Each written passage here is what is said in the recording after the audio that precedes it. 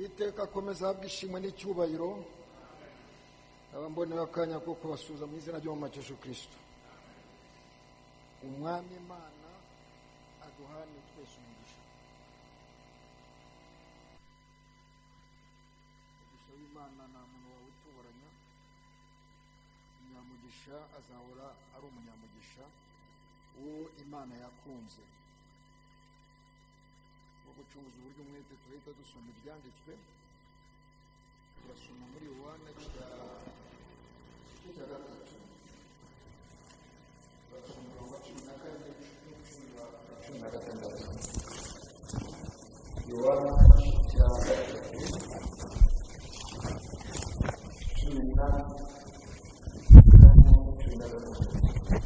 Comme Moïse éleva le serpent dans le désert, il faut de même que le Fils de l'homme soit élevé. Kandi nk'uko Mose yamanitse inzoka mu butayu, niko umwana w'umuntu akwiriye kumanikwa, Afin que quiconque croit en lui ait la vie éternelle. kugira ngo umwizera wese abone guhabwa ubugingo buhoraho. Car Dieu a tant aimé le monde qu'il a donné son Fils unique, afin que quiconque croit en lui ne périsse point, mais qu'il ait la vie éternelle. Kuko Imana yakunze abari mu isi cyane, byatumye itanga umwana wayo w'ikinege, kugira ngo umwizera wese atarimbuka, ahubwo ahabwe ubugingo buhoraho.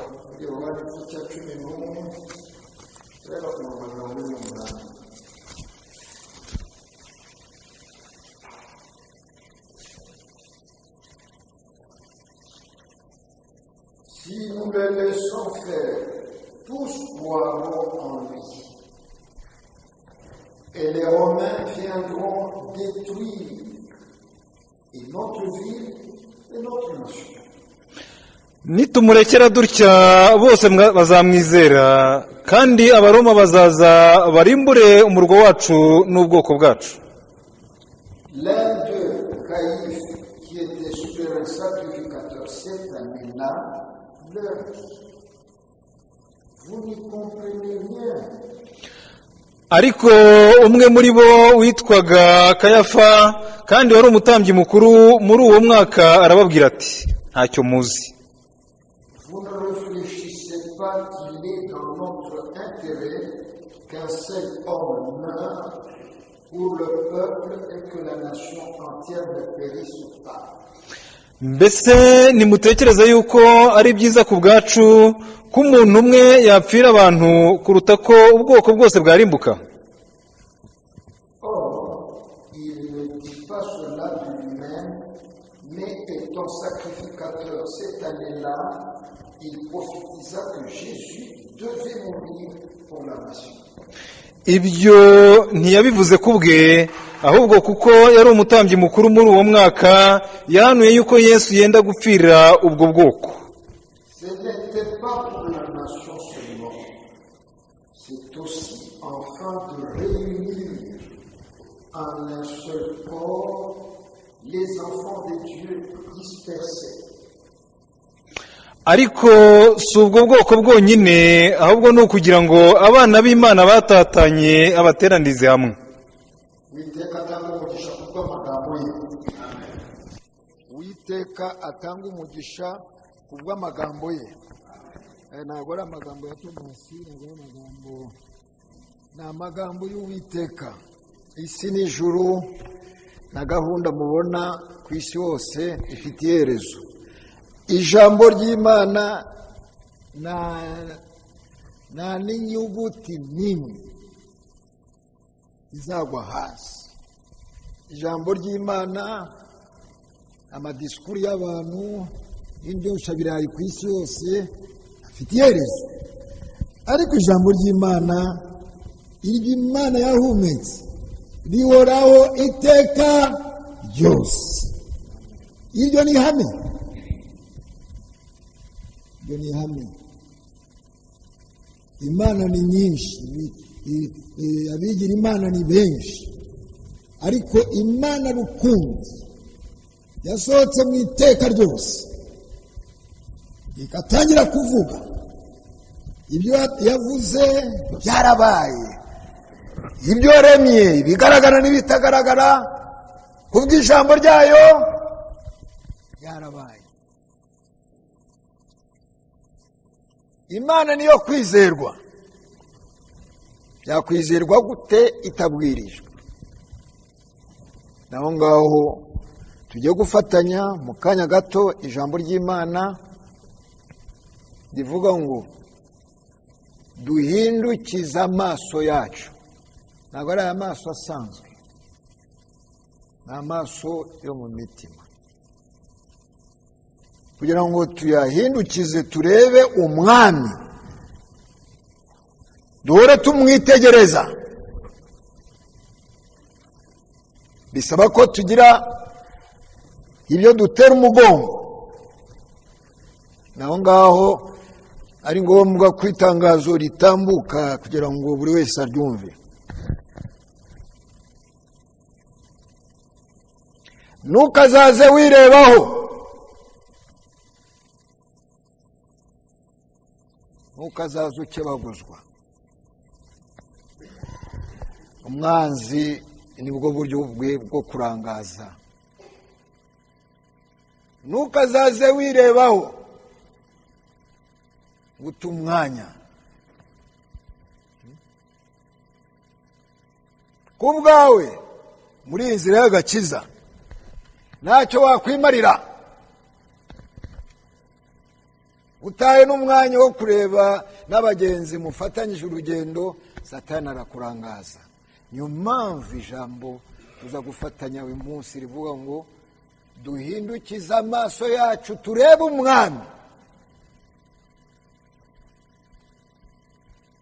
Satani azaza kwereka, ureba intege nke zawe, reba ibiki n'ibiki.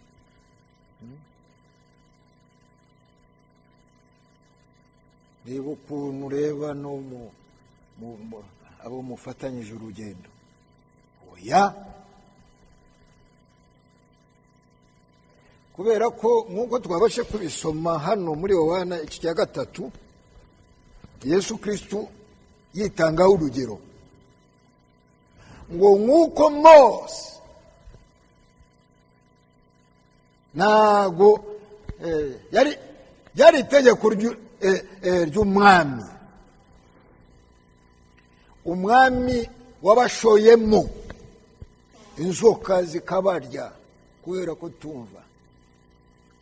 Inzoka ntago zizanye, hari impamvu kugira ngo izo nzoka Imana izibashoremo zibarye kubera kutumvira. Inzoka zibashokamo, niyo mpamvu itangazo twaryumvise, nuko zaze wirebaho. Erega inzoka yandiye ubumara bumereye nabi fa. Ndabona n'abandi barimo kugwa hasi, ariko nk'uko twabyumvise ngo nk'uko Mose yamanitse inzoka, ntabwo yapfuye kwimanika, wemeye ko izo nzoka zibashokamo zibarya bitewe n'impamvu. Ntabwo byaturutse ku Mana, byaturutse kutumvira kw'abantu.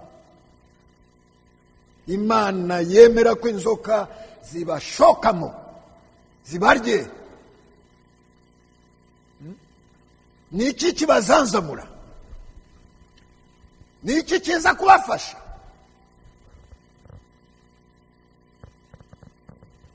Imana yaremye ijuru n'isi.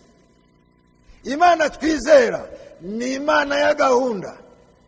Ikeneye ko mu gihe iserutse abayiyoboka bayubaha bakanayitinya.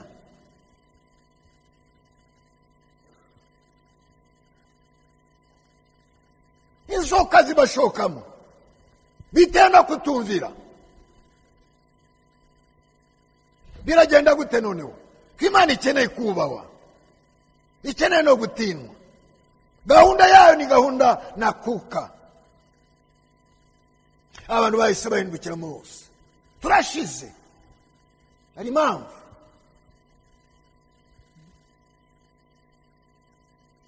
Kutumvira, kutubaha, kumenyera iby'Imana. Urugendo turumazemo igihe Imana biramenyerewe. Imana ntabwo imenyerwa. Imana ntabwo ikeneye no kumenya n'imyaka umaze muri uru rugendo. Icyo Imana ikeneye kubona ni uko mpagaze uyu munsi. By'imyaka no kumenyera urugendo never. Oya. Mpagaze gute mu mutima?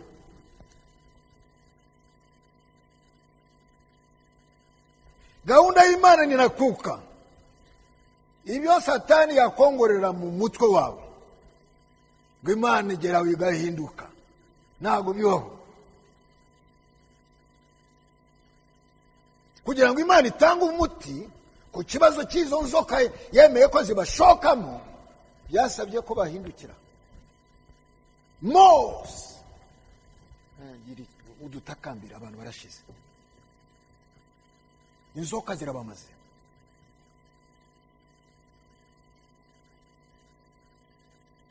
Mose yegera Imana, yemeye ko izo nzoka zibashokamo. Bene data bashiki banjye, manitse akaboko batangariza ngo mu gihe turi muri uru rugendo, ikibazo cyose cyavuka, Imana ibifitiye igisubizo. Ntabwo wirebaho, ntabwo utana umwanya n'uwo mufatanyije urugendo. Nuguhindukiza amaso tukareba umwami. Mu gihe Imana yaguhamagaraga, ntabwo yananzeho umugabo, ntabwo yatanze umugabo ku mufasha wawe, ku bana bawe, ku ari we wese. Wumvise ijwi ku giti cyawe, hanga amaso umwami wawe. Amen. Yo ni amen. Nta muntu uzireguraho.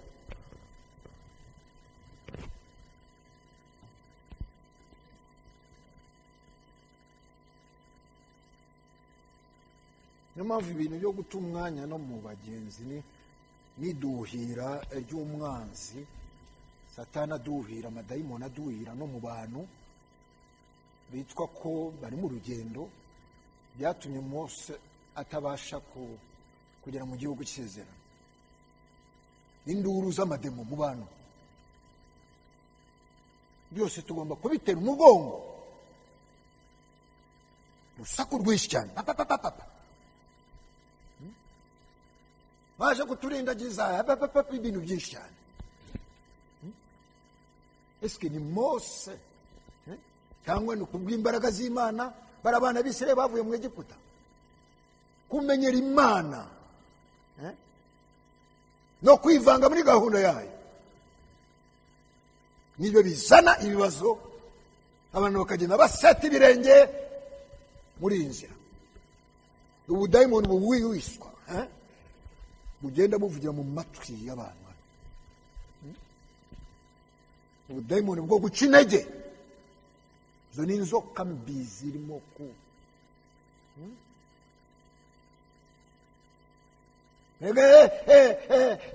nubwo naba njyariya ni kubw'umugenzo, nzaba ikiso cy'umwanzi kugira ngo murizemo iyi gahunda. Ntabwo bishoboka, ntabwo bishoboka. Urugendo rurabandanyije.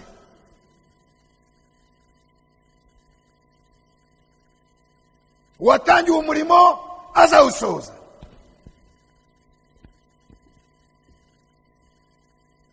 Ibisitaza ntabwo bishobora kubura, ariko uwo biturutseho ari mu kaga gakomeye.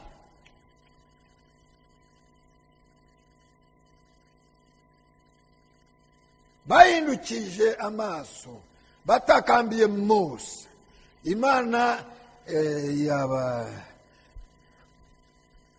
yabitegerezaga, yabavanye mu Egiputa, ntabwo bari kwivanayo. Agakiza ntabwo wakihaye, n'imana yakaguhaye. Tugomba guhora twishima, utirebyeho, utarebye no ku bandi, utumva n'amajwi ashaka kuguca intege.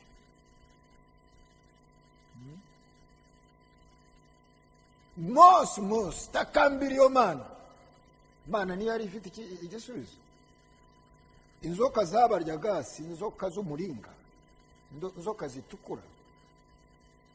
Imana mu gihe ibonye abantu bagiye ku murongo nayo irabagarukira. Nuko Imana ikora.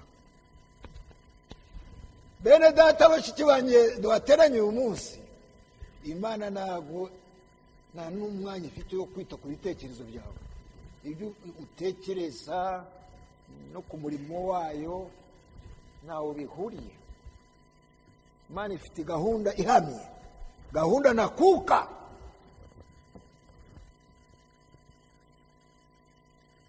Abantu bagarutse ku murongo, Imana nayo yabagarukira, itegeka Mose ngo fata inzoka y'umuringa uyimanike ku giti.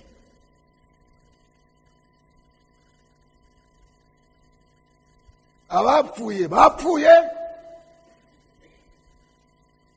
abakihumeka ariko ubumara burimo kubarya, babwiye bahindukire barebe inzoka.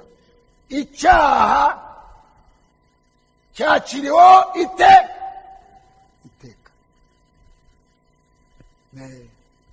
Ntabwo ugomba kwirebaho, nta n'umwanya ugomba guta ku majwi yose. Niyo mpamvu ubona na mwene data Yobu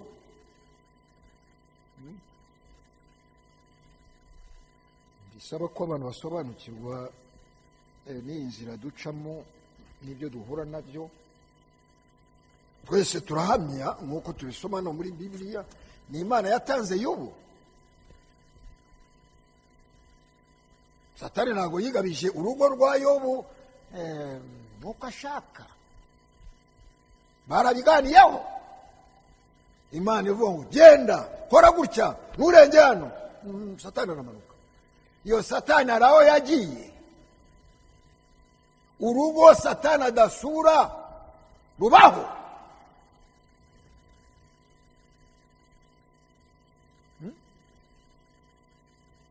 Satani wabashe kugendana na Mose.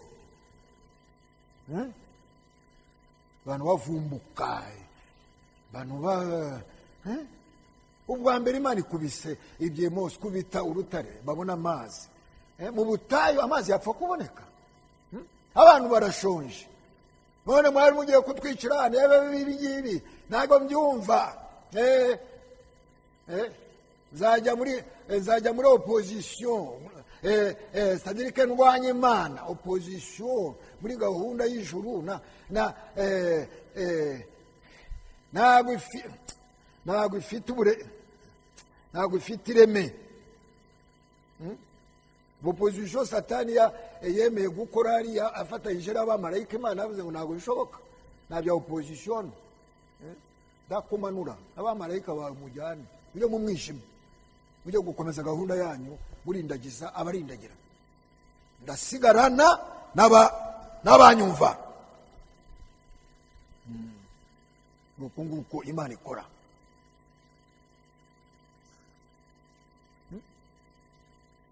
Satani avugira mu bantu urusaku rwinshi. Mose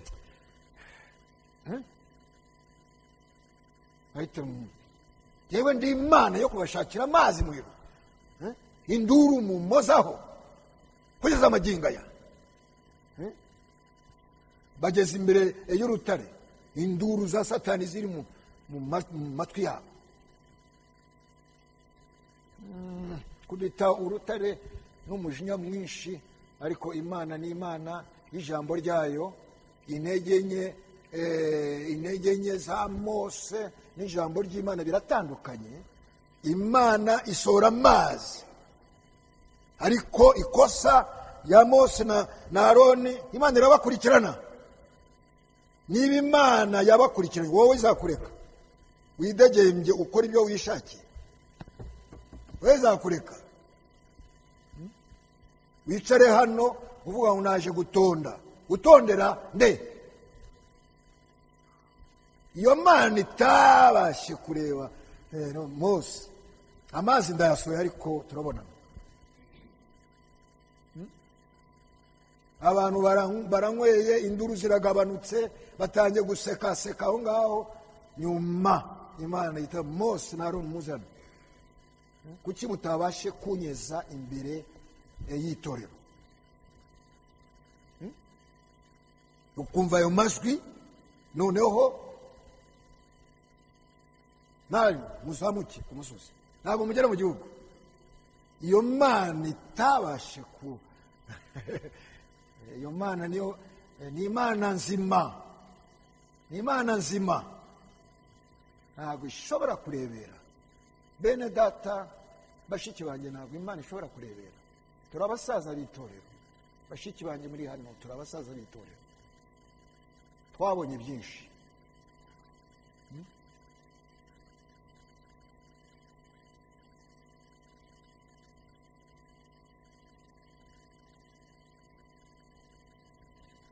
Imana imaze gutanga umuti, inzoka y'umuringa iramanitswe, bisobanura ngo icyaha giciriyeho iteka.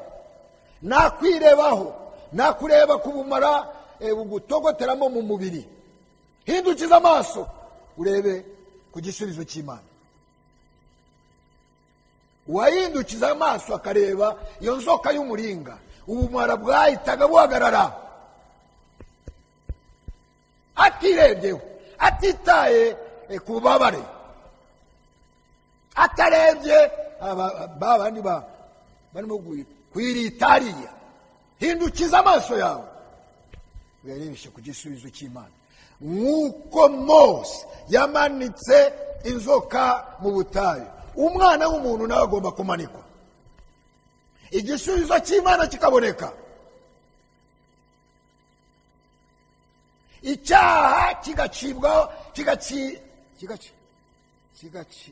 kigacirirwa iteka. Abari bavumwe, umuvumo ugiye kuri uwo. Noneho mu gihe tumwizeye, gukiranuka kw'Imana kutugereho. Amen. Niko kuri kw'Imana. Nta gukiranuka kwawe, nta nakugira ubwawe. Imana yaradukiranukiye, iyo Mana ntihabwe ishimwe n'icyubahiro.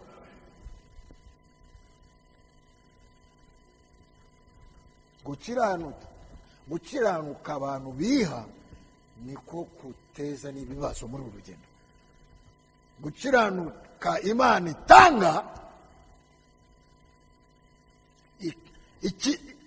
ikivuye ku Mana ni kera.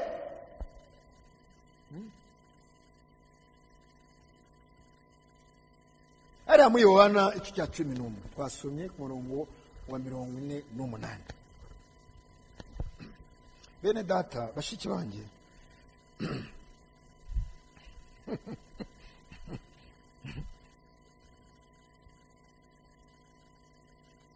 ibyo utinya ibyo bizakubaho.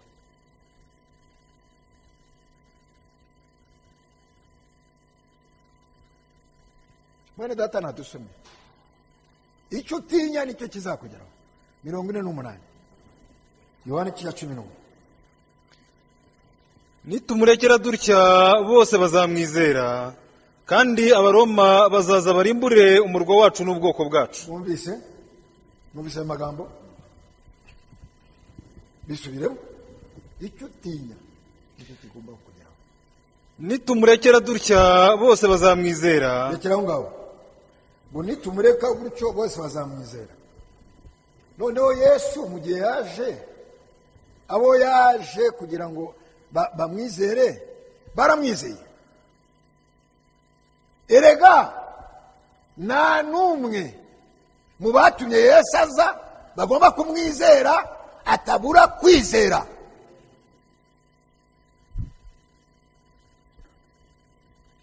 noneho bahita banatangaza n'ikindi kintu cyababayeho kijyanye n'ubugoryi bagize, ngo abaroma bashobora kuza kudutera bagafata igihugu.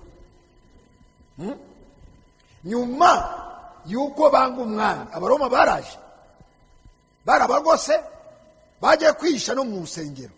Kwihisha mu rusengero wanze umwami dusomere mwene data. abaroma bazaza barimbure umurwa wacu n'ubwoko bwacu. Baraje koko, Titusi yaraje nyuma y'uko banga umwami. Bene data bashiki banjye, tureba n'amaso ku yandi.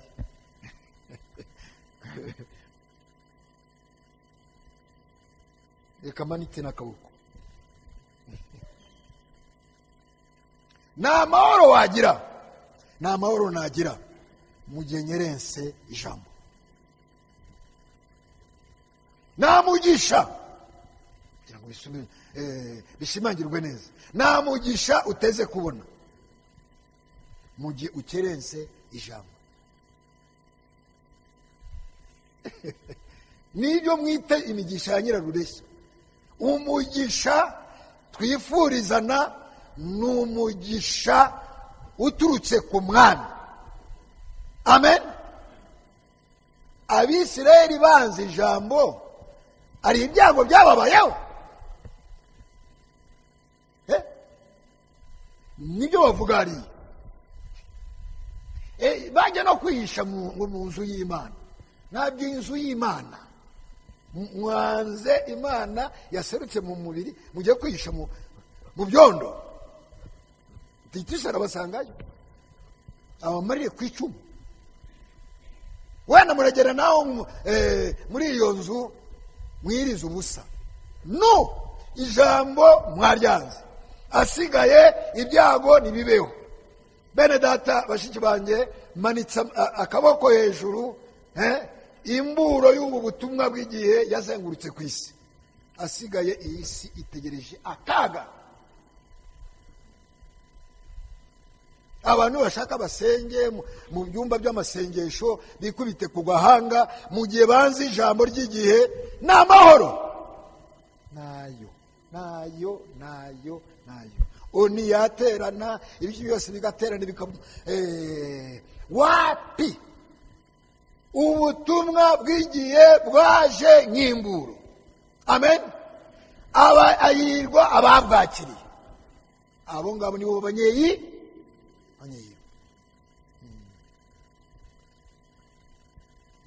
Bakunda kuvuga ngo jenoside yabaye ku Bayuda.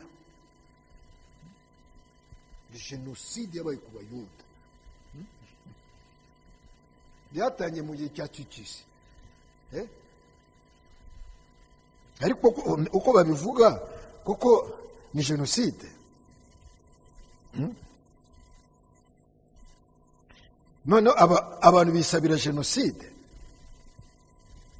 Kiza mama Samuel, abantu bisabira jenoside. Yesu ari aho ngaho agiye gusohoza icyamuzanye. Imyuka yahise ishoka no mu bantu basenga, bahita babwira n'abantu ngo muvuye ngo amaraso y'uyu mugabo atubarweho, azabarwe no ku sibo bisabiye. Sibo babyisabiye. Titusi yapfuye kuza. Yesu nabashe kuvuga ngo nagerageje kubateranya hamwe nk'inkoko ibundikira imiswi, muranzi asigaye mugiye kuba itongo. Titusi yaramanutse arabagota ariko ikintu ngiye kinyubaka bene data nuko bene data umukiranutsi ntabwo ashobora gupfana n'udakiranutse. Imana iba yamuburiye mbere. Mu bigishwa ba Yesu ntawe watikiriye muri icyo giti. Witeka gwishimwe n'icyubahiro. Bari bahawe imburo kare, baravuga ngo mwebwe nimubona bagose nimuzaze musigara aho ngaho mushaka gutwara amashuka n'ibiki, muzahungisha amagara yanyu mujye kwibera mu ishamba kubera ko akaga kazaba kageze. Niyo mpamvu dushimira Imana, iyo Mana yatuburiye muri iki gisekuruza. Amen. Ntago bishoboka, ntago tuzafatanya mu bihano n'abanze kumvira Imana. Witeka aduhana umugisha, Witeka aduhana umugisha. Sibyo? Hitler ntabwo apfuye kwaduka, ni rya jambo bavuze, niyo mpamvu yabashotsemo.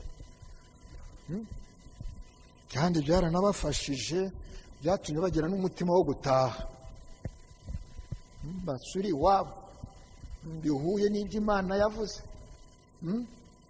Bene data, bashiki banjye baririmbyi, twese turebane mu maso. Noneho mu gihe uri mu bushake bw'Imana bwuzuye, ibikubaho n'ibigusonga bigusunikira Imana. Ngo mpura n'ibigeragezo, John Naganda mfite ibigeragezo byinshi cyane, none ibyo bigeragezo byinshi cyane bikakujyana kure y'Imana. Reka ibigeragezo nyabigeragezo bigusunikira ku Mana. Witeka aduhana umugisha. None yari twasomye turagenda gahoro, ntabwo nza kubatwara n'umwanya wanyu, umwanya tuwukomeyeho. Bo bahise bavuga ngo abantu benshi baramwizera. Koko uyu Yesu waje muri iki gisekuruza cyacu, abagomba kumwizera baramwizeye. Amen. Nta n'umwe uzabura, n'abari mu bihuru ijambo rizabasangayo. Siyo? Ariko akaga isi itegereje abanze ko Imana, uko Imana yabagendereye, bari mu kaga gakomeye. No kuri televiziyo ibi bigomba gusubirwamo, no ku maradiyo ku isi bigasubirwamo. Niyo mpamvu ubona bose mubona ko abantu kuki batamenya ibihe by'Imana, kuki batabimenya, bamenya ibihe bisanzwe. Mu gihe murabyitegereza, mu gihe imvura ikubye igiye kugwa, Mama Samuel nawe mukecuru, mu gihe uri ahantu wanga kunyagirwa, mu gihe imvura ishaka kugwa, nubwo ufite intege nke, ntabwo utangira kwiruka ujya kugama. Nubwo yaba mukecuru ari afite intege nke, wihita ayiruka imvura itanyagirwa. Kwabimenye. Noneho ibiye mu gihe bihindutse, nk'uku ibiye bibi birafata intera yabyo.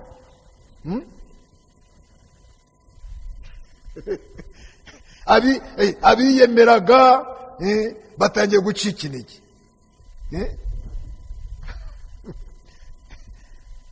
Turi ibihangange, twabaye n'ibisambo, twiba Abanyafurika turabamara, igihe kiragera bakaguhambiriza bakakwirukana. Nuko bimera. Nuko bimera. Mama Samuel, nuko bimera.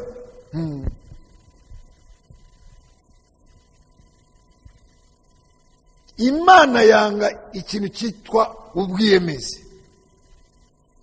Siyo?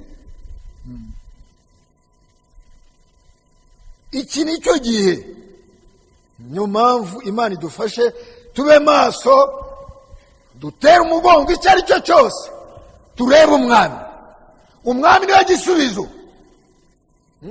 Vana amaso ku icyo ari cyo cyose. erega urugendo rutangiye kunanira kubera umutware kubera umufasha kubera bene data kubera kare naho bihuriye. uwagufasha akaboko niwe utanga inkomezi. Amen. Ibindi byose uhura nabyo ni urucane. Vana amaso ku bana, vana amaso ku mugabo, vana amaso ku mugore, vana amaso ku bitwa ko mufatanya urugendo. Nta muntu, nta mugabo, bene data bashyikiwe twese turi hano, Imana ikongorera. Hari umuntu wabaye ku ruhande rwawe ngo abe umugabo. Si wowe n'Imana yawe. Iyo Mana yawe gendana nayo. Emera aho igucishije. Uwore uyishimira. Noneho ijambo ry'Imana kubera ko riba riryoshye cyane. Mwene data mu gihe arimo kudusomera yasomye umurongo umwe namanuke. Ariko umwe muri bo witwaga Kayafa kandi wari umutambyi mukuru muri uwo mwaka arababwira ati, ntacyo muzi. Mbese nimutekereza yuko ari byiza ku bwacu ko umuntu umwe yapfira abantu kuruta ko ubwoko bwose bwarimbuka? Imana ishimwe. Hari n'umutazi. Ega abantu hari igihe bakora ibintu basuhuza ijambo. Aho kugira ngo abantu benshi barimbuke. Umwe ntabwo yakwitanga ku bwabo. Uwo niwe mutabazi. Niwe tugomba guhanga amaso. Amen. Witeka duhana umugisha. Ni uguhanga amaso umutabazi. Vana amaso ku cyari cyo cyose. Hanga amaso umutabazi. Ntabwo nta bwenge abantu bagira. Ntabwo muzi ko umuntu umwe agomba gupfa kugira ngo abantu ubutabazi buboneke. Nesi bene data. Witeka ahabwe ishimwe n'icyubahiro. Uwo mutabazi yarabonetse. Ni umwami w'abantu. Akwiriye ishimwe n'icyubahiro. Uwo nzamuhanga amaso amanywa na nijoro. Ntabwo nzirebaho. Nta n'umwanya nzabona kuwarebaho. Nzareba umwana wanjye. Amen. Niwe byose kuri twese. Amen. Amen. Ni uwo nguwo. Noneho uwo mutambyi mukuru afashwe n'umwuka wa Kristo arahanuye. Arimo arahanura. None manuka. Ibyo ntiyabivuze ku bwe, ahubwo kuko yari umutambyi mukuru muri uwo mwaka, yahanuye yuko Yesu yenda gupfira ubwo bwoko. Yahanuye Yesu agomba gupfira ubwo bwoko. Ntabwo ari ubwo bwoko gusa. Yemwe yari afite urubyaro hirya no hino. Bene data bashiki banjye, Yesu mu gihe yaje azi abo apfira. Ntabwo yaje guteza ubwega ngo abantu bamugirire imbabazi bamwizere. Yaje azi abo agomba gupfira. Muri abo ngabo ubarimo. Amen. Orana ishimwe amanywa na nijoro. Amen. Witeka bwishimwe n'icyubahiro. Abo yagomba gupfira bari baziranye. Ariko bene data ni byiza. Yaje afite abo asanganira. Ntabwo ari ibintu byo kuvuga ngo hari bene data bazangirira imbabazi. No. Abana b'Imana baraziranye. Amen. Naho ngo nkunda iby'Imana. Sio bene data. Niyo mpamvu Rebeka atari kurwanira ishaka Esawu. Kumenya uko duhagaze. Rebeka yakako Esawu arindagira. Kubera ko azi icyo Imana yavuze kuri Esaya. Esawu akaba azi n'icyo Imana yavuze kuri Yakobo. Nuko tugenda. Ntabwo ari bivuga ngo reka tugendane mu gendo. No. Oya. Rebeka yari intore. Yakobo yari intore. Intore zirwanirana ishaka. Bimenye. Nuko bimeze. Niyo mpamvu mu gihe ubonye ayo magambo nk'ayo ngaho muri Bibiliya, nuko uzaza ubisoma gutya, uzaza umenya ngo ni gahunda y'Imana ihamye. Ese yo? Bene data, turi itorero ry'Imana nzima. Umwana mu gihe avutse, mu gihe ari uruhinja, nyina aramufata akamwonsa. Noneho iri torero ry'Imana, uwo ni umugeni. Abana bavuka bonka ku mashereka, barakurura bakumva, bakagira ubuyanja. Nta mwana w'ikimanuka ubaho. Umwana wese yakirwa na nyina aza muri iyi si. Siyo? No mu itorero ry'Imana nta bimanuka bibaho. Ugomba kubyarwa n'Imana biciye mu itorero. Amen. Niba uri umwana wo mu rugo uzumvira nyoko. Ese byo? Niyo mpamvu Yakobo unyumvire. Njyewe ufite ibanga. Ntabwo bimeze. Nyumvira. Niba uri umwana wo kumvira. Reka indindagizi zigende. Amen. Reka Esawu ajye guhiga. Ariko ntacyo abona umugisha utari wawubona. Umugisha ufite abo Imana yawugeneye. Amen. Nta muntu bene data, nta dayimoni yakuburanya umugisha wawe. Witeka bwishimira icyo. Ikimana idusaba ni ukumvira. Siyo? Ngo nzakerensa umwami mu bukozi bw'ijambo. Nta mugisha uteze kubona. Nuko gahunda imeze. Urarindagira. Siyo? Rebeka ntabwo yarimo yosha Yakobo. Yarimo amusapotinga. Songa mbere, umugisha n'uwawe. None Yakobo akireba akavuga ngo noneho nindonga umuvumo. No. Nta muvumo ukuriho. Ngewe mfite guhishurirwa nahawe n'Imana. Siyo? Ikimana yakuvuzeho ndakizi. Sibene data, umugishwa ntabwo utangwa n'umuntu, utangwa n'Imana. Muvana amaso ku bantu turebe Imana. Ngo abantu bakomeye nibo bazamfasha mu itorero. Oya, ni abakomeye babaho, Imana nikomeye. Sibene data, witeka bwishwe n'icyubahiro. Nta n'umwanya nabona, nawe ntuzawubone. Uta umwanya mu bantu. Vana amaso ku bantu reba Imana. Ngo abakomeye bazamfasha bayehe. Ese yo?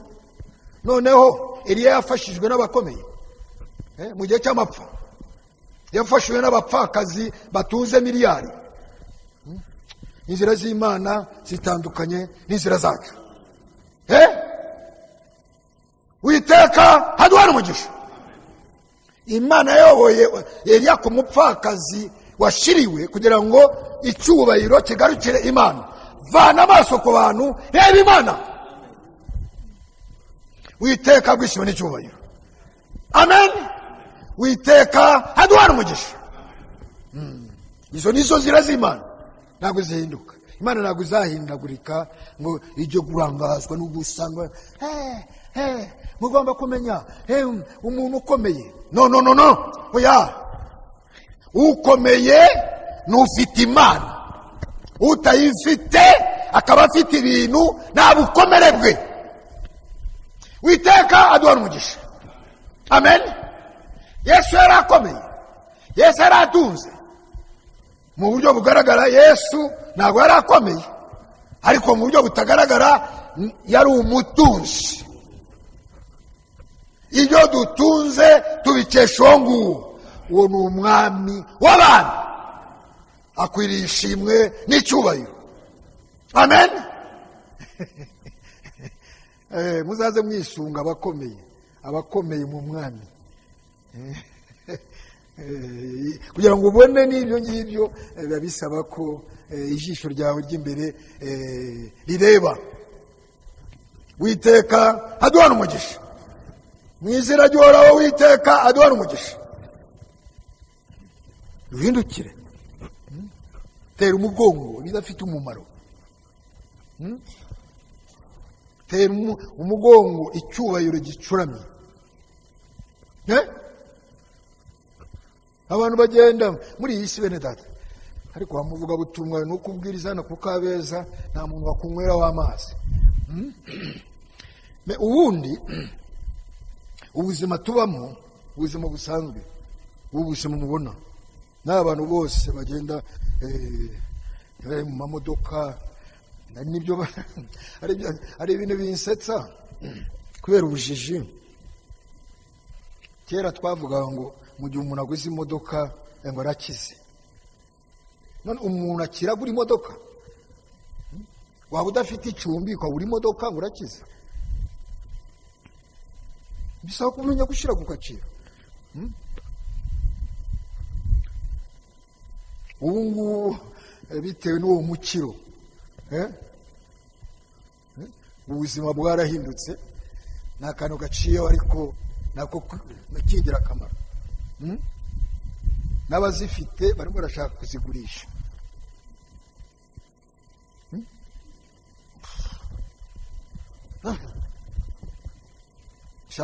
Bashaka kwikiza uwo muzigo. Ariko ni ugutwikira esanse ubu. Muravuga gahoro. Muri shughuli zidafatika esanse ukayitwika. Noneho ndimo ndavomera mu kiva. Niba haboneka n'umuntu waza kunyiza ubu mutwaro, uyu mukiro, none abantu bose babashe kuba muri crise, ntawe ugukiza. Komeza wirwa, nariko nawe urimo uraseka wowe. Komeza wirwarize. Ko ari wo mukiro, ko wari ukize, komeza wirwa. Arimo arashaka kwipakururaho. Niba wama wenda akamombya, ariko akamva nawe uyu muzigo. Ntawe ubona. Irwarize, ko wari ukize nyine. Noneho n'ubwiyemezi bw'abantu mu buzima bucuramye. Ariko Thomas, ibi mubizana gute kandi turi mu ijambo rivuga ngo duhindukire umwami? Bwa bwiyemezi no kwikomeza, yabuze na ya esanse, noneho agize isoni zo kugenda ngo atege atamuseko.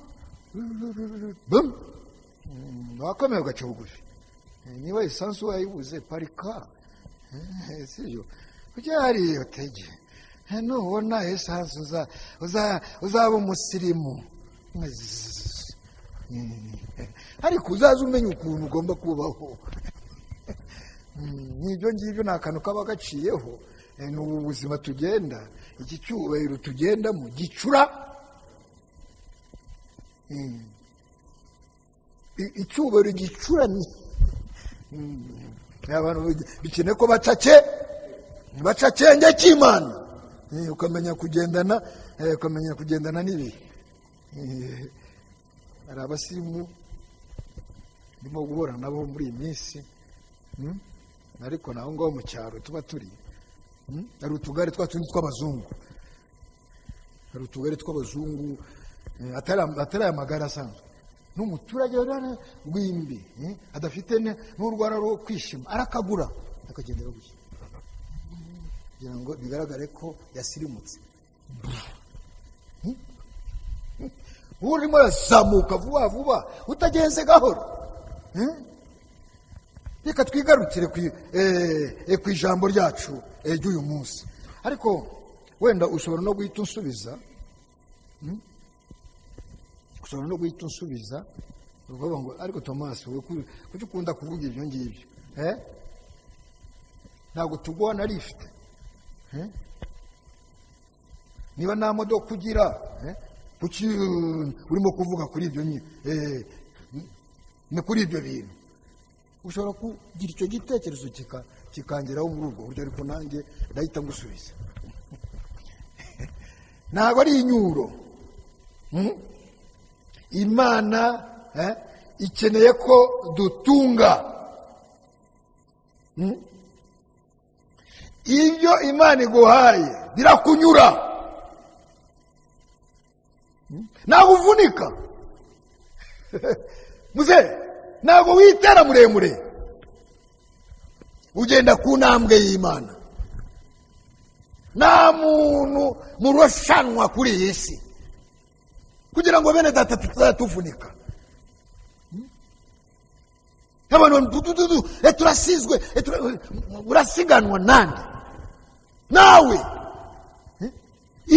Ibyawe bene data bashiki banjye, ibyawe uri umwana w'Imana. Imana ari umubyeyi wawe, ibyawe birahari. Ese ntabwo uvunika, ntazagira abene data bavunika, nta rushanwa turimo. Sona data tuza jya imbere y'Imana umusabe Imana iguhe ibyo yakugeneye. Abandi bageze hariya ni njyewe usigaye. No. Ubu ntabwo ari ubuzima bw'abakristo. Umukristo agenda ku ntambwe y'Imana, nta n'umwe basiganwa. Witeka haduhana umugisha mu izina ry'Uhoraho. Duhindukiye ibyo byose tubitera umugongo, sibyo? Hari ikintu nababwira, ko umwana ava mu nda ya nyina, afite ibyo apfumbata, ibyo apfumbatisha, asohokana imitungo avana mu nda ya nyina arayigira. Noneho mu gihe tugeze muri iyi si, Imana ikagira ibyo iduha bidufasha. Ntabwo ari ukugira ngo ube umukire none w'icyamamare hano muri Kigali. No, ibintu bidufasha muri uru rugendo. Noneho mu gihe uvuye mu mubiri, hari ibintu upfumbatisha mu ntoki utaha, ntagira umuntu usubiza. Hari ibyo umuntu apfumbatisha, imitungo ye, amasambu yanjye, imodoka yanjye, ibikiri biki. Hari ibyo umuntu atana. Mwene data John, hari ibyo atana. Niyo mpamvu bisaba ko mu gihe umuntu arwaye, aboneka wenda bashiki banjye na bene data bamuba hafi, amasambu bakamuba hafi, kugira ngo atagira ibyo ahitana, tagira ibyo atwara. Zana akaboko ukagitangira kugahina gutya, wihina gutya ushaka ibyo upfumbata, utwara inoti ya 5 nayo ujyana, kuvana mu ntoki wisige, mumurambura amaboko, atagira ibyo atwara. Yaje ari maramasa, atahe maramasa. Noneho akaga abantu bahura nako nuko hatagira n'ubwenge. Iyo ntabwo amenya ngo iyi si turimo turi abagenzi, dufite igihugu cyacu. Namenye ngo mu gihe uri umugenzi wagiye gukorera mu mahanga, n'abari bene data bakorera mu mahanga, kubera ko akenge Imana iba yabahaye, ntabwo bubaka iyo ngiyo, bubaka iwabo. Kubera ko ako kazi nikarangira bazasanga umutungo iwabo.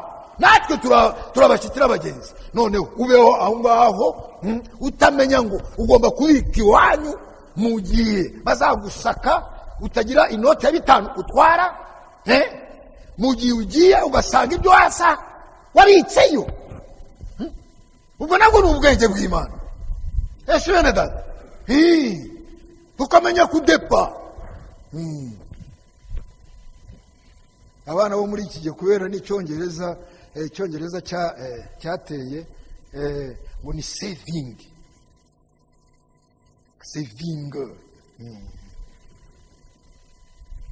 Saving.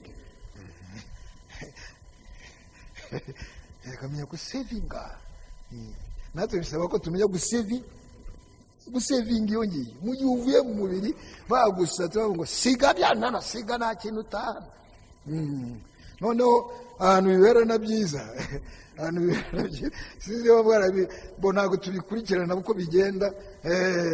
Noneho ahantu bibera ni byiza, bo abantu niba ari ukugucisha, niba ari isoni, niba ari ibiki, kugira ngo utagenda amara masa yakize, bakakwambika n'agakote, ese bagushyira no mu isanduka wenda ifite n'agaciro y'amafaranga menshi. Noneho iryo jambo niriye kugira ngo utagenda amaramasa, bakagenda bakagura n'imva bakabetona. Noneho mu gihe babetonie kugira ngo itaka ritakujyaho bakabetona hejuru, tumushinguye mu cyubahiro, kwamambitse n'ikote. Ariko bamwambika iryo kote biraza kugenda gute yowe? Haraza kubora gute? Mu kanya gato na rya kote asiga amagufa. Bikarangira aho ngaho. Ariko twebwe ikintu kidushimisha cyane n'ubwo wenda umuntu baba bamushinguye mu cyubahiro, ariko tukaba tuzi ko mu gihe bamushingurije mu cyubahiro aho ngaho bamwubashye, ariko wa muntu wahuje amaso ku mwami, wa undi badashingura mu cyubahiro, uwo nguwo ahita ajya mu nzu Imana yateguye agomba kuruhukiramo. Mu gihe ageze muri iyo nzu nakongera kugira ikibazo cya kanseri, nakongera kugira ibibazo byose, imyangayiko yose tuba dufite hano, wapi abayirangije abari aho ngaho ategereje amwe n'abera n'aho ngaho. Bene data bashiki banjye, duhoza amaso ku mwami. Amen. Dusomere dusa n'abasoza. Ariko si ubwo bwoko bwonyine, ahubwo ni ukugira ngo abana b'Imana batatanye abateranize hamwe. Si ubwo bwoko gusa, abana b'Imana batatanye, Imana ibateranyirize mu mubiri umwe. Tugeze noneho no ku ipfundo ryo gusoza iki kibwiriza. Ni ukugira ngo bisubiremo. Ariko si ubwo bwoko bwonyine, ahubwo ni ukugira ngo abana b'Imana batatanye abateranize hamwe. Abateranize hamwe. Mu gifaransa, c'est dans un seul corps. Abana b'Imana bari batatanyije abateranyirize mu mubiri umwe. Turi mu ijambo rivuga ngo duhindukize amaso turebe umwami. Icyazanye umwami ni ukugira ngo abana b'Imana bari batatanye, gupfa kwe gutumye abo bana b'Imana, Imana ibateranyirize mu mubiri umwe. Uwo mubiri ni uwuhe? Tugeze noneho ku bintu noneho byinjira mu mubande wo kumenya itorero ry'Imana icyo ari cyo. Itorero ry'Imana ni umubiri wa Kristo. Naho ngaho Yesu ahita arabivuga ngo erega nzubaka itorero ryanjye, ntabwo yahise aryubaka. Nzaryubaka. Yaryubaka gute? Aho ngaho uhita usubira mu ntangiriro. Noneho bene data bashiki banjye, itorero, umubiri wa Kristo ntabwo ari kuboneka, umugeni wa Kristo ntabwo ari kuboneka Yezu atabambwe, Yezu atasinziriye. Uko Imana yasinzirije Adamu, hari impamvu. Uwiteka bwishimira icyubahiro. Umugore n'umugabo atari ibingibi by'uyu mubiri. Umugore n'umugabo baremwe mu ishusho y'Imana. Ndashaka kubabaza, umugore n'umugabo atari iki kibiri, baremwe mu ishusho y'Imana. Dusomere tugere no ku musozo.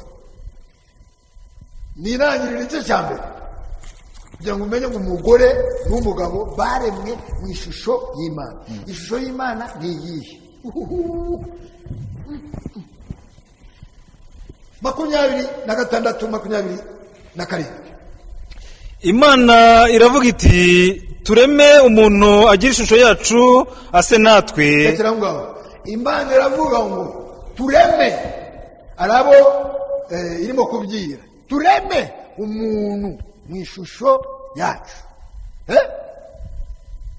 Si umuntu bagiye kurema, uwo muntu araba mu bangahe? Noneho ijambo ry'Imana niryo rigisobanura. Komeza di. Batware amafi yo mu nyanja n'inyoni n'ibisiga byo mu kirere. None wasomye neza? Imana ifata ijambo 26, subiramo. Imana iravuga iti tureme umuntu agira ishusho yacu ase natwe. None ibyo ni biki noneho? Imana ivuze ngo tureme umuntu mu ishusho ya umuntu umwe. Noneho mu gihe itari ijambo iravuga ngo babe ibashize mu bwinshi. Ni bangahe? Ni bande baza gutwara? Ni umugabo n'umugore. Ibiremwa by'umwuka. Manuka ijambo ntabwo ririsobanura. Batware amafi yo mu nyanja n'inyoni n'ibisiga byo mu kirere n'amatungo n'isi yose n'igikururuka hasi cyose. Bene data bashyigiye mama samwe bibaye byiza noneho. Adamu na Eva bose bari abatware.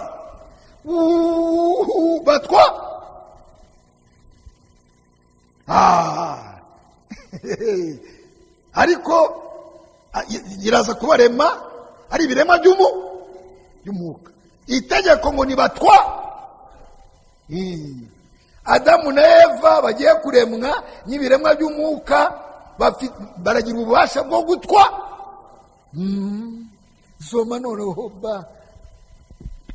Imana irema umuntu ngo agire ishusho yayo. Imana irema umuntu. So umwe mu ishusho ya iraza no gusobanura ngo imurema umugabo n'umugore. Ariko banza kuvuga ngo irema umuntu. Manuka. Afite ishusho y'Imana niko yamuremye, umugabo n'umugore niko yabaremye. Mumvise noneho Imana iremye umugabo nibatware, iremye umugabo n'umugore. Ibi none birasobanutse neza, sibyo? None uburinganire niho bwari buri. Mumfashe. Uburinganire niho bwari buri. Babe abatwa. Naho ngaho biri.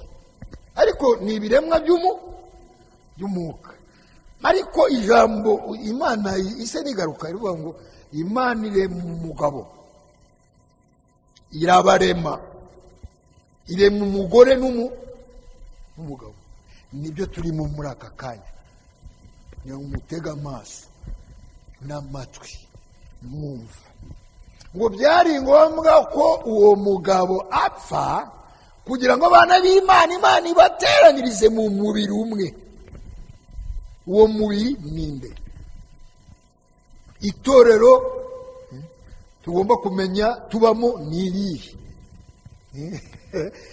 Noneho abagize iryo torero bagomba kubahana na abavandimwe.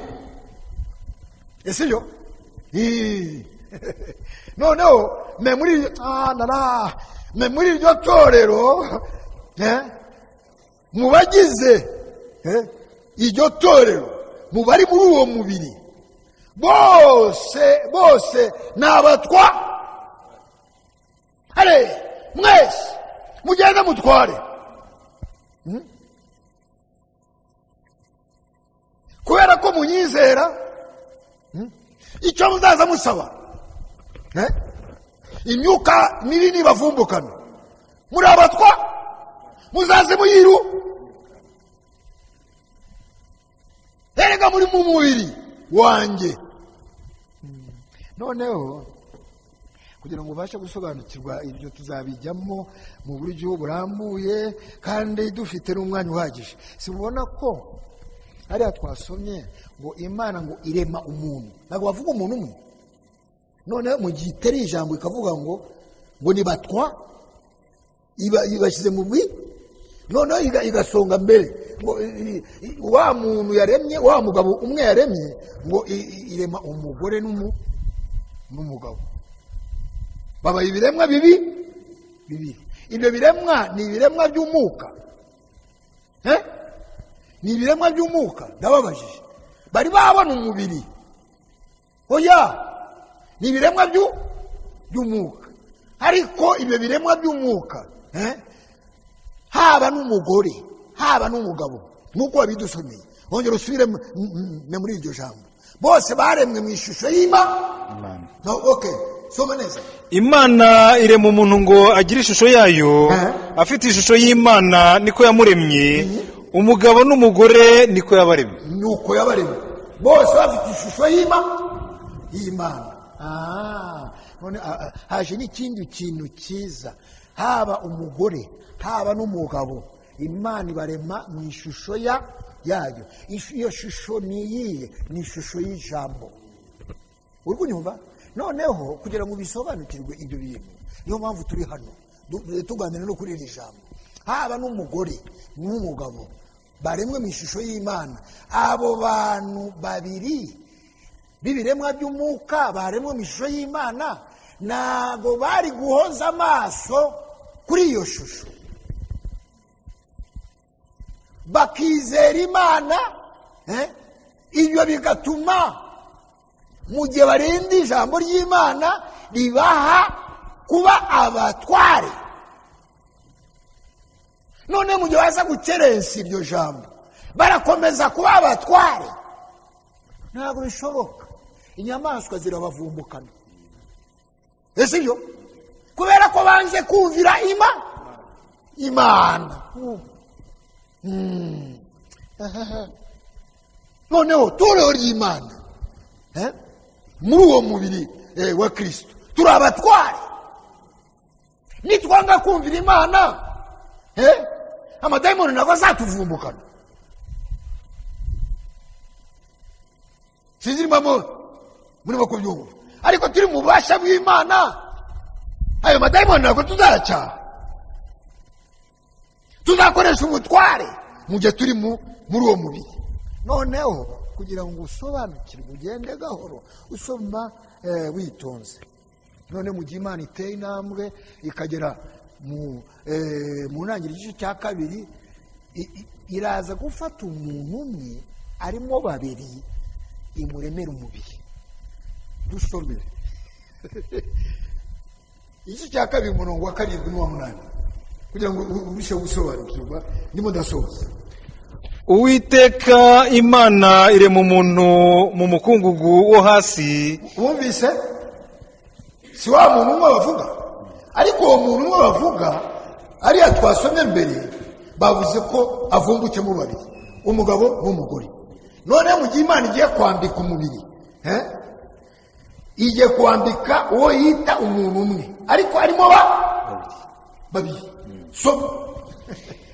Imuhumekera mu mazuru umwuka w'ubugingo, umuntu ahinduka ubugingo buzima. wumvise ariko bene data bashiki banjye akanya katubereye gato kugira ngo urusheho gusobanukirwa n'ubyerekeye iyi gahunda y'ijuru. tureba hariya bavuze ngo imana bibahumekeramo umwuka bahita baba ubugingo buzima. Des âmes vivantes. naho ngaho uhita umenya ikintu gikomeye cyabashe no kuba satani agaba igitero. imana ibahumekamo umwuka directement bahita baba les âmes vivantes, ubugingo bubaho. naho ngaho ubona ijambo ry'imana rivuga ngo ubugingo bukora icyaha burapfa, ubugingo bwizera bubaho. kugira ngo wizere uyu munsi wicaye hano bisaba iki? kugira ngo imana izanzamure ubugingo bwawe na bwa rwanda bisaba iki? bisaba ko imana ihumeka.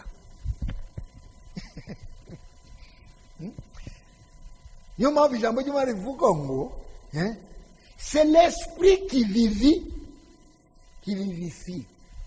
umwuka w'imana uzanzamura ubugingo. niyo mpamvu mubona ijambo ribwirizwa umwuka ariyoboye, kugira ngo niwakira uwo mwuka niwizera ubugingo bwawe urazanzamuka. niyo mpamvu duterana, ni ukugira ngo imana iseruke mu ijambo, umwuka wayo umwuka uherekeza iryo jambo, nuryizera ubugingo bwawe burazanzamuka, urahita usabana n'imana.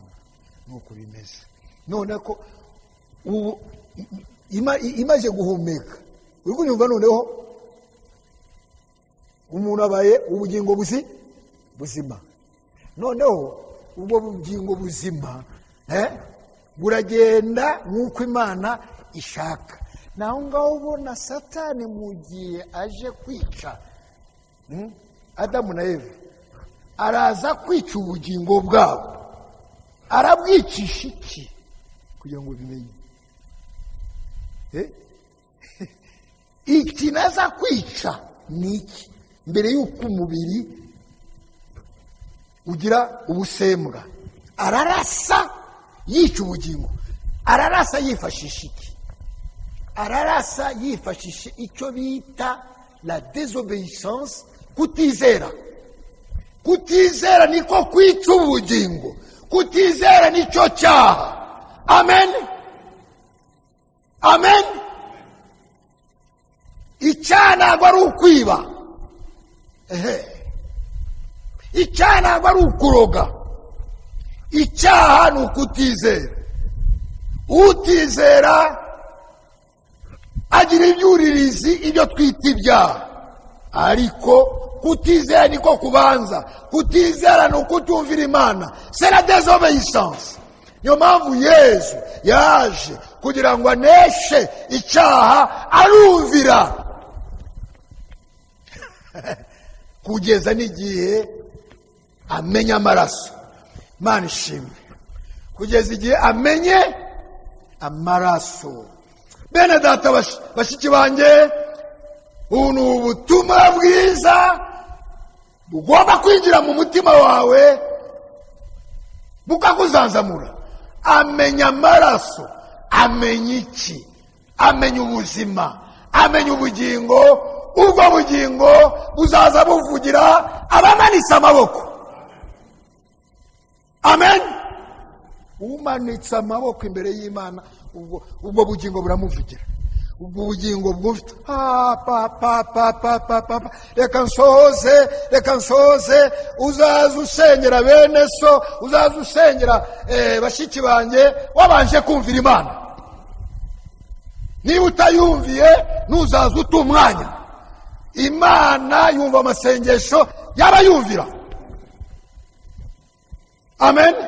mumpepere ndabasabye, mumpepere bene data. Imana yumva amasengesho y'abayumvira, abatazayumvira nibazaza bata umwanya.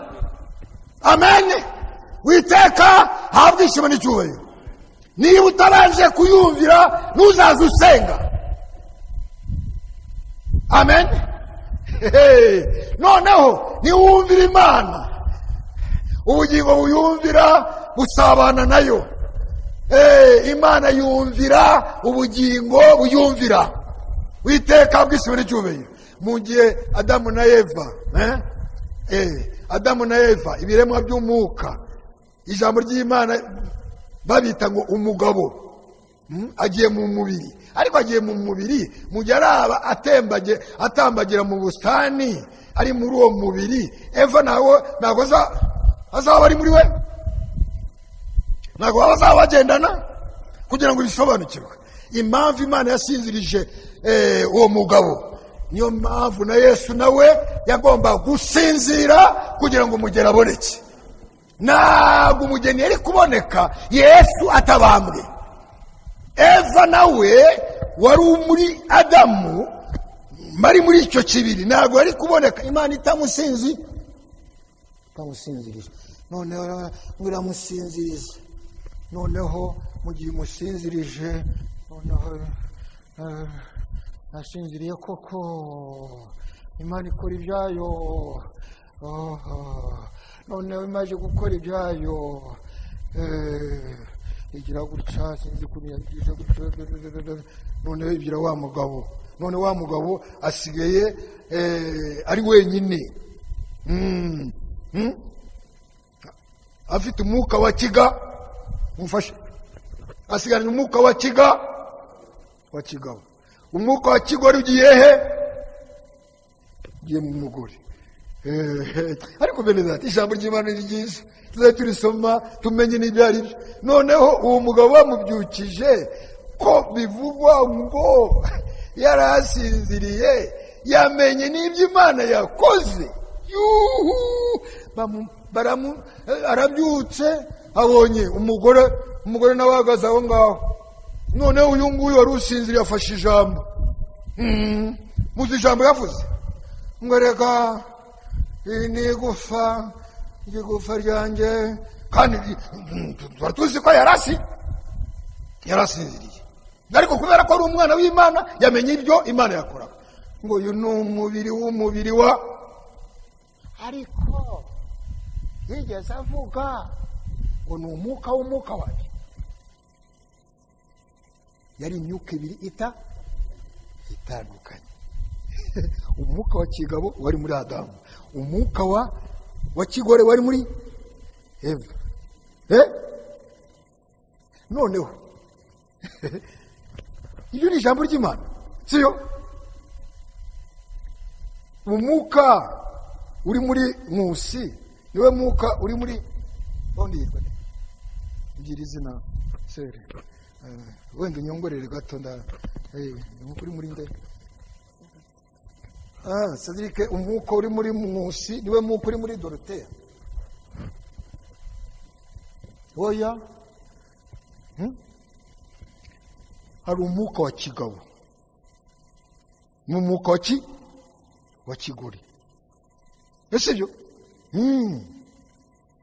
Niyo mpamvu Adamu ntabwo ari kurenza, avuga ngo ni umubiri wanjye, ni igufa ry'igufa ryanjye, n'umwuka w'umwuka wanjye. Oya, ariko Kristo we arabivuga.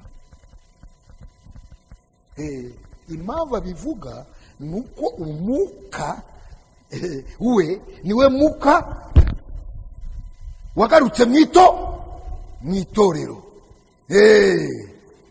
Impamvu Kristo yabambwe ni ukugira ngo noneho umugeni we aboneke. Noneho uwo mugeni we naboneka, uko yahumetse umwuka w'Imana, n'umugeni nawe ahumeka umwuka we. Amen. Witeka bw'ishimwe n'icyubahiro.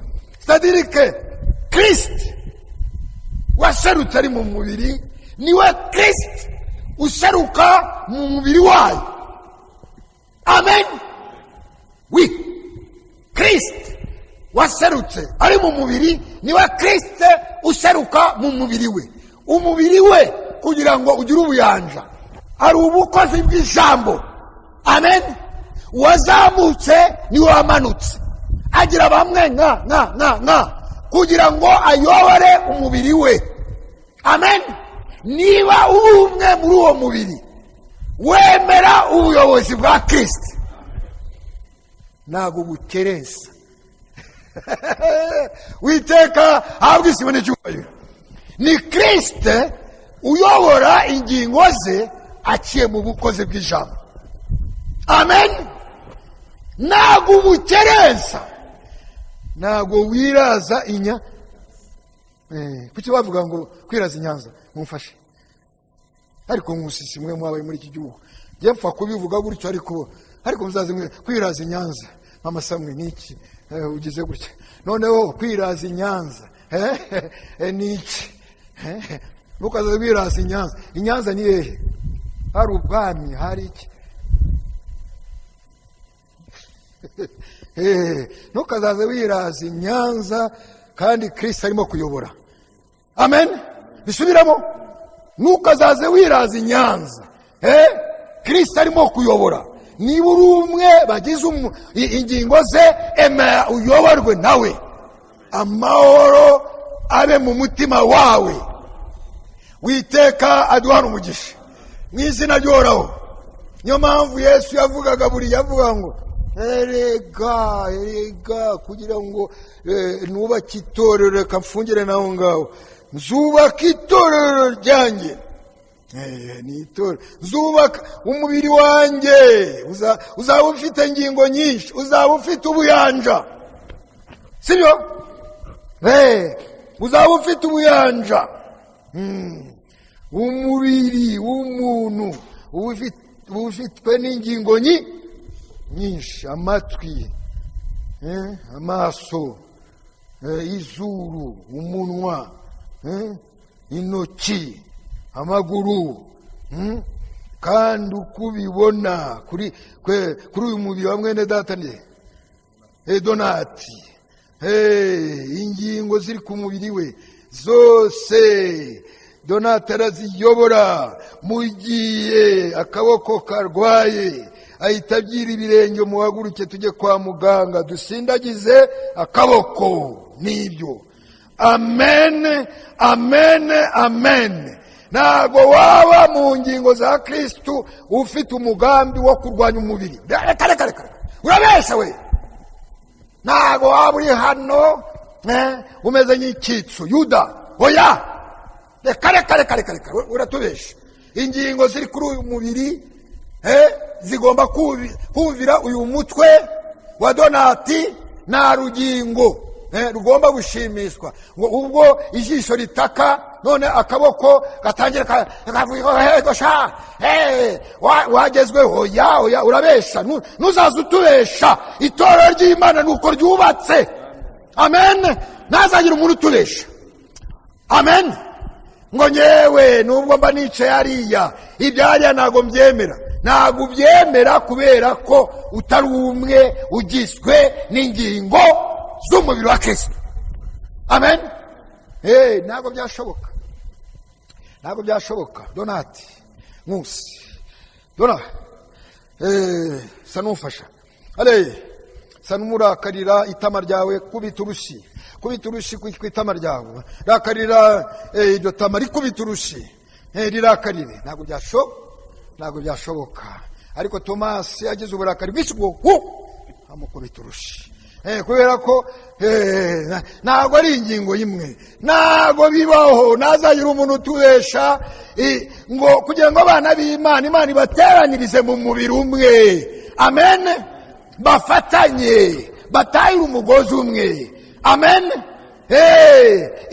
igitera umubiri haleluya. witeka bwishimwe n'icyubahiro. igiteye ukuboko kwa Donati kiba giteye Donati, sibyo? ingingo zose zigashira hamwe. witeka aduhana umugisha. izi ni ingingo mvuze zigaragara. hari n'izindi mutazi, hari ibyo bita impyiko, hari ibyo bita niba ari ibiki biba biri aho ngaho mu nda bikora akazi, byo ntabwo bigaragara. Hari impyiko, hari imitima, hari ibiki, byose biba biri muri uwo mubiri. Nta na kimwe gihaguruka ngo kivumbure. Ntabwo bibaho, ntazagira umuntu utubeshya ngagene ndivumbuye ntabwo wigeze uba mwito. No, tuvugisha ukuri, ntabwo wigeze kuba mu mubiri wa Kristo. Nta muntu uri mu mubiri wa Kristo ashigikira gusenywa k'uwo mubiri. Amen. Cyane data. Amen. Mugihe none nciye ku ruhande kugira ngo musobanukirwe. Ku cyumweru wishe niyo twabashe kumva n'ijambo rirebana na gahunda mu gihugu. Mu gihe cyose ugeze ahantu, nubwo wize kaminuza ufite n'aya amadiplome yacu yo muri iki gihe, musinzi ukuntu mubyita, niba ari baciki, niba ari ibiki byose wirunzeho, ukaba uri ikimene. Mu gihe ugeze ahantu no mu giturage cya kure ugasanga nyumba kumi, nawe ari nyumba kumi, shefu w'umudugudu, we ntabwo yize ariko ni shefu w'umudugudu, we waramenuje, ufite PhD 6 na PhD 7 ugendana. Noneho mu gihe ugeze aho ngaho ugomba kubaha uwo muyobozi. Mu gihe ugeze hano ugasanga umwami arimo kuyobora, ibagirwa rya PhD dawe, emera uyoborwe n'umwami. Amen. Nibwo buryo bwo kugendana n'Imana. Witeka aduhana umugisha, uzagira amahoro kandi nta kibazo uzagira. Ariko mu gihe utangiye kwitera mu mata nyisa, si mu Kinyarwanda, kwitera mu mata n'isazi, ukabesha, ukatubesha pe, ukatubesha ngo uri umunyarwanda we John, ibintu byo kurwanya leta n'indangamuntu twayikwambura kubera uratubesha. Ntabwo waba umunyarwanda noneho udashyigikira, ukaba mu nguni aho ngaho urimo kurwanya, bakuvanayo.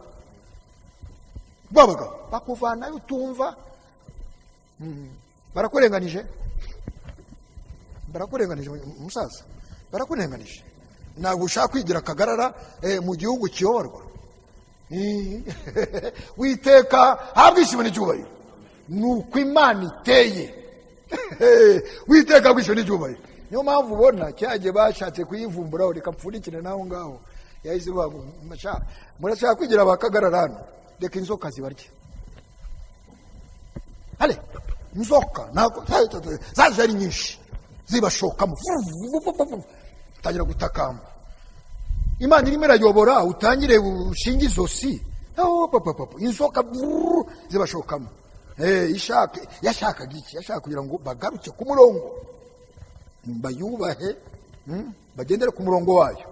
None mu gihe bagendeye ku murongo, Imana nayo irabagarukiye. Noneho Imana niyo ifite igisubizo, sibyo?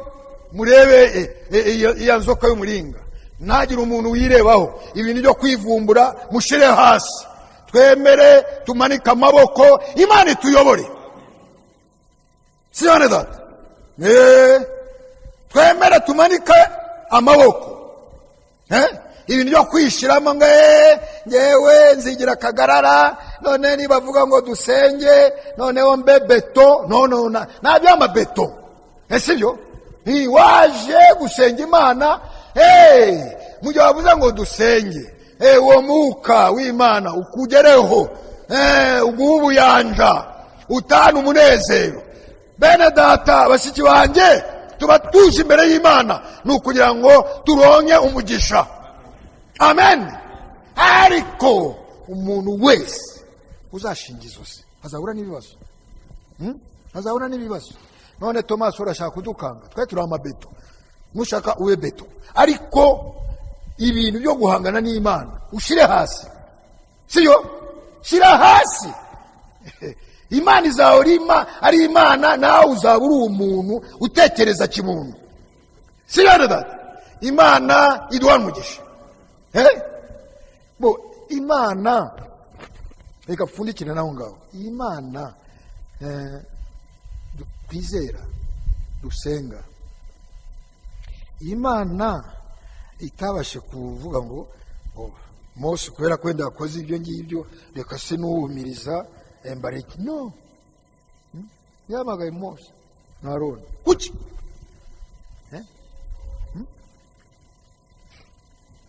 reka sohoreze aho ngaho, n'indi misi tuzumva ijambo ry'Imana. Hari ikintu kirebana n'isengesho umwami yabashe kuvuga ngo muzaze musenga gutya. Data wa twe nawe akishyiramo data wa twe uri mu ijuru, data wa twese uri mu ijuru. Kiza Darama, reba mu ijuru. Data wa twese uri mu Darama, reba mu ijuru. Urareba hejuru, ntabwo uri mu ijuru. Ijuru niyo mpamvu ni ibindi biti. Data wa twese uri mu ijuru, none araramye arebye hejuru, niwo mu ijuru. Oya, ubundi kugira ngo sohoreze naho ngaho, uwo ngo yavuga ngo data wa twese uri mu ijuru, yari mu ijuru koko ko yari muri we? None tuzaye dusenga gutya, data wa twese uri muri twe. Ndabihinduye noneho, sinzi wa mwafashe. Data wa twese uri muri twe, izina ryawe ryuba. Kubera ko iyo Mana ari muri Kristo, niyo Mana iri muri twebwe, siyo na data. Data wa twese, isengesho ntangiye kuvuga ngo data wa twese uri muri twe, izina ryawe ntabwo ari izina rya Tomasi ryubawe, ntabwo ari izina rya Nderi ryubawe, ni izina ryawe. Sure bahariya nababwiye ku byerekeye bya Mose. Ubundi nyahunga mpfundikira kandi mufate, kandi ndashoje. Simubona nka biriya Yesu yabwiraga Petero, urankunda ndagukunda, urankunda ndagukunda, urankunda kuki urimo kundusha? Ntawe urabizi. None ahita amubwira ikindi kintu mu nshingano mubona duhagarara hano ngo niba unkunda gaburira intama zanjye. Ijambo nguhaye urisora uko ryakabaye, intama zanjye zirye zihage. Nibwo buryo bwo kweza izina ry'Imana. Icyo Imana igutegetse gukora gikore. Icyo Imana idutegetse mu gihe ijambo rije, niba koko turi intama dushaka kweza izina ry'Imana, iryo jambo turyakire, dusabe n'Imana idushoboze kurishyira mu bikorwa. C'est ça, sanctifier le Seigneur. Niyo mpamvu ubona Yesu avuga ngo ndiyeza bezeshe ukuri kwawe. Uko kuri kw'Imana mu buryo bwo kweza izina ry'Imana ni igihe Imana ibona tugendera muri iryo jambo. C'est ça, sanctifier le Seigneur. Ariko mu gihe turikerensa ntago tweza izina rye. Amen. Imana iduhezagire, siyo? Mugaragu w'Imana, eza izina ry'Imana, tanga ijambo uko ryakabaye. Torero ry'Imana, tweze izina ry'Imana, tugendere mu ijambo Imana yatanze. Imana iduhana umugisha. Amen. Imana iduhana umugisha. Ndabapepeye pepe kandi nasoza mvuga ngo bene data bavandimwe duhujwe n'amaraso y'Umwami, duhaguruke twishyire imbere y'Uhoraho, uwo mwegeranye umwakaboko umwifuriza umugisha w'Imana. Uwo mugisha w'Imana si amafaranga, si icyo ari cyo cyose, ni iri jambo. Turashoje bene data umunsi wa none tuvuga ngo izina ry'Imana rigomba kwezwa. Ryezwa ijambo ritambuka, abaryakira bagasaba Imana ngo barishyire mu bikorwa, nabo beza izina ry'Imana. Imana iduhezagire, Imana iduhezagire, Imana iduhezagire, Imana iduhezagire. Ndashoje. Noneho turaririmba indirimbo, nyuma yaho turaza gusenga. Hari umuntu waribase umwanzi ku musozi, uwo ni Yesu Kristo. Akwiriye ishimwe n'icyuba. Turirimba dutuje, asigaye uko Imana ikuyobora, ukamanika amaboko, ugapfukama, umusambi ubuhari, ugapfukama naho ngaho uri, uhagaze ukayihimbaza. Uyu mwana akwiriye ishimwe n'icyubahiro, ahabwa ikuzo Mana ya Aburahamu. Nyuma yo kuririmba iyo ndirimbo, buri wese aragira icyo abwira umwami.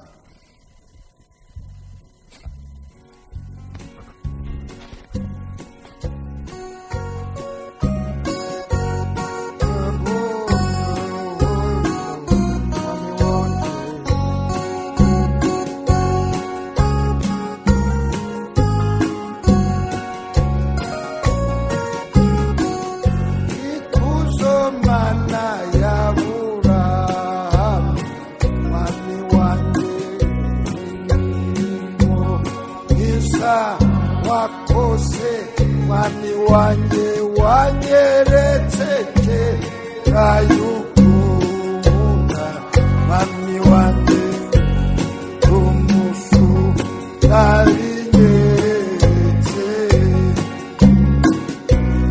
kandi yawe sinyiyabana, imbaraga za wese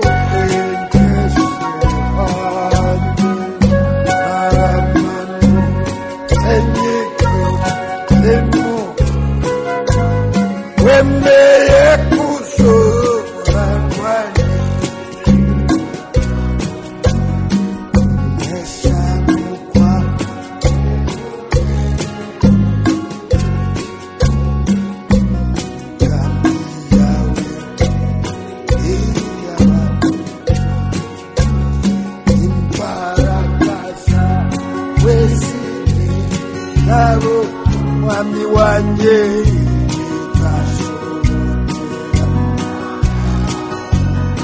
imbere yawe.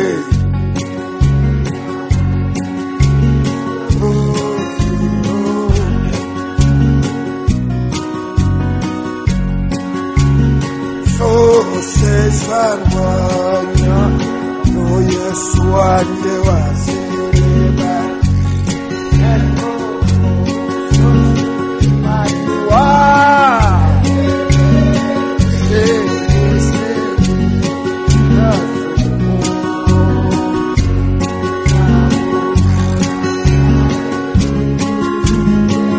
imbaraga zose zarwanya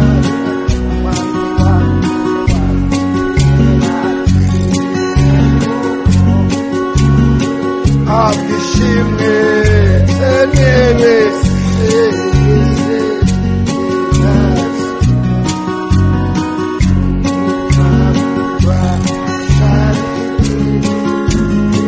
mwami wanjye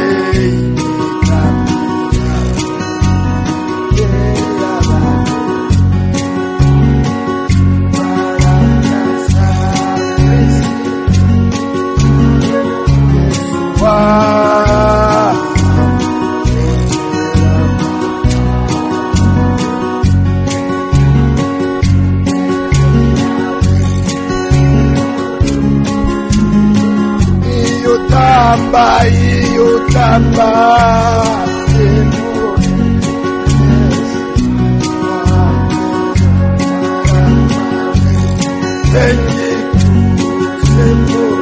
mwami wanjye ozorarwa